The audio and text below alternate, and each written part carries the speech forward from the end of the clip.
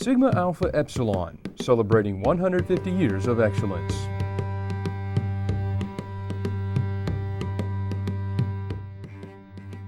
We remember our heritage. We remember Noble Leslie DeVotie. It wouldn't be hard to figure out who was most responsible for the brotherhood we share today, this fraternal bond known as Sigma Alpha Epsilon.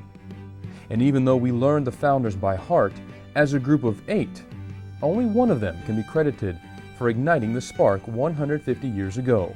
That man, Noble Leslie DeVotie. When you look at the pictures of our founders, you may think they look rather old. But truth be told, DeVotie was only 16 years old when he conceived of the idea of a secret band of brothers that could be formed from his closest group of friends. They shared similar values and morals. They grew up in family units very similar to one another. After all, they were products of a Southern upbringing, and at the time, only those young men from wealthy families could afford a college education. DeVotie first entered college at Howard, which is now Samford College in Birmingham. He spent 2 years there, then joined the sophomore class at the University of Alabama. All the while, he ranked high among his peers, even graduating as valedictorian. DeVotie and our other founders had much to share.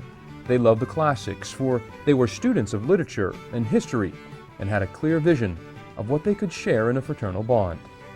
Quite simply, they considered themselves Greek scholars, so they knew a thing or two about ancient civilizations.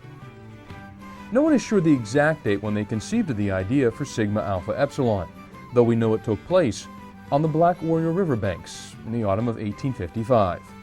We can imagine what it must have been like. In fact, DeVotie already had much of the ritual and constitution of the fraternity drawn up by the time the group first met on March 8, 1856. But by the time they adjourned in the early hours of March 9th, the wheels were turning, the master plan in motion. The minutes from that first meeting would go down in history. DeVotie had no idea just how many men his ritual would affect.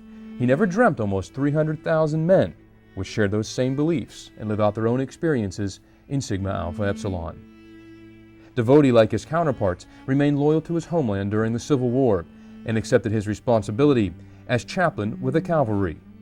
But he would be the first Alabama man to lose his life in that war, giving the ultimate sacrifice for his country. While boarding a steamer, he misstepped, falling into the water and swept out to sea.